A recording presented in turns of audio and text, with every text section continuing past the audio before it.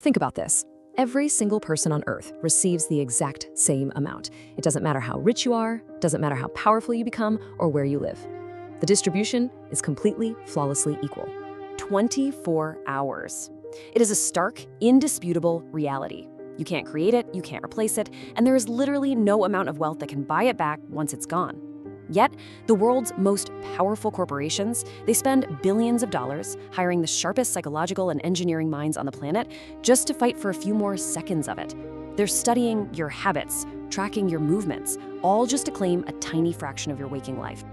Welcome to our explainer on the business of time and the economy of attention. Let's start with part 1, the ultimate currency, why time exceeds wealth. Consider the massive difference between wealth and time. You see, capital is entirely renewable. Money can be lost, right? But it can always be earned again. Products break, we replace them. Markets crash, they eventually recover. But time moves in only one merciless direction: forward. Every single choice you make permanently costs you time. It is truly the darkest, rarest, and most finite resource in existence. So when a business asks for your money, they're asking for something you can replenish. But when they ask for your time, they're asking for a piece of your life that will simply never exist again. And this translates into a pretty ruthless modern currency: attention. You see, businesses today, they don't actually need to extract your money first. They just need to extract your focus. Because the formula of the modern age is incredibly simple. Where attention flows, value inevitably follows. If a platform can just hold your gaze, well, they can shape your desires, influence your behavior, and ultimately monetize your presence.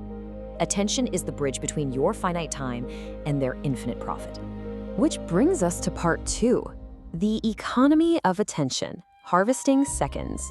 Streaming platforms, social media feeds, video games, ubiquitous advertising. Look, these aren't just casual services existing purely for your entertainment. They are highly optimized, algorithmic machines, and they are locked in a relentless zero-sum battle, competing fiercely for the exact same slice of your daily 24 hours. When you sit down on your couch at 8 p.m., a literal war is being fought over your living room. The streaming service wants you to binge. The social app wants you to scroll. Every second you give to one is a second starved from the others. To harvest this attention, corporations have built a highly sophisticated 3-tiered ecosystem. First, you have the convenience industry, which is designed to save you time. Second, the experience industry, built to consume that saved time. And third, the productivity industry, aimed at optimizing whatever tiny scraps of time you have left. It's a closed loop, a perfectly designed matrix ensuring that whether you're resting, working, or playing, you are operating within a framework completely engineered to monetize your minutes. Think about the invisible, everyday trade-offs we all make. Imagine an ordinary evening. You pay a premium for fast food or delivery apps, essentially trading your capital to reduce physical effort and save an hour. Then you immediately funnel those saved hours right into experiences, like binging a movie or scrolling endlessly through a feed, choosing to let a screen consume that hard-won time.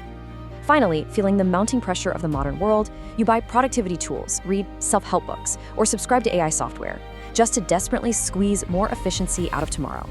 The entire global system is a loop, built entirely around managing, extracting, and reselling your natural limits. Moving on to part 3, the battle for your time, constructing the trap.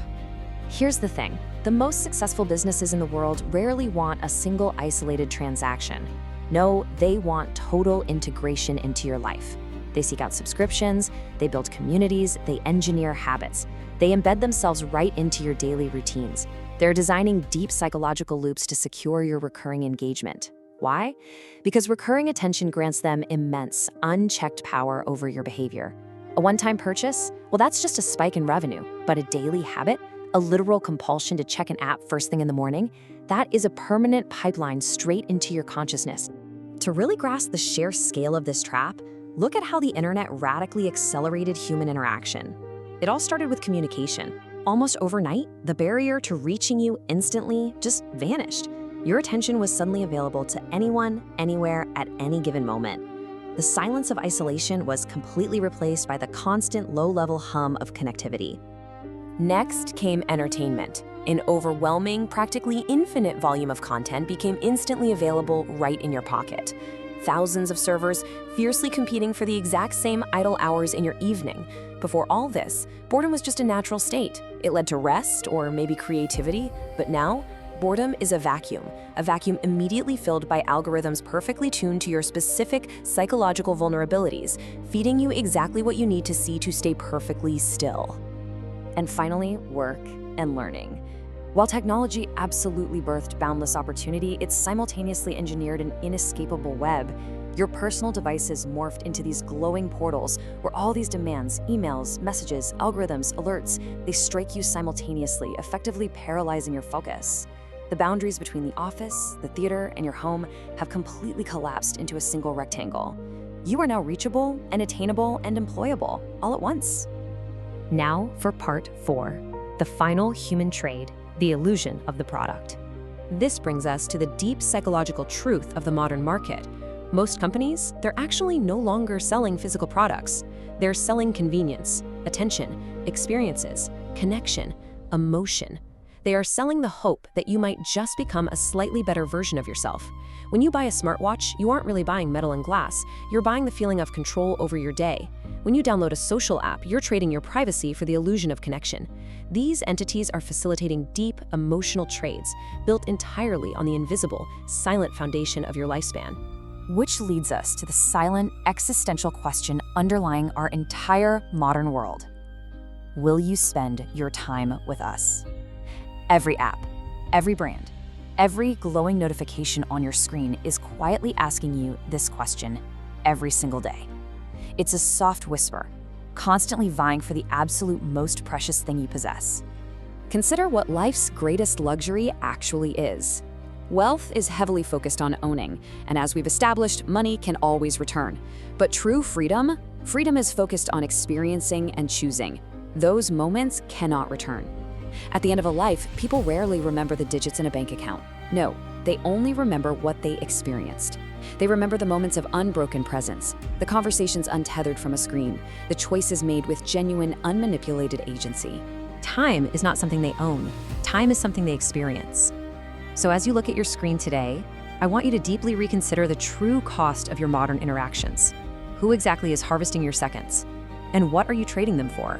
Because ultimately, your attention is your life. This is Corp File. Inside the world of big brands. Subscribe to explore the real stories behind the companies that shape our world.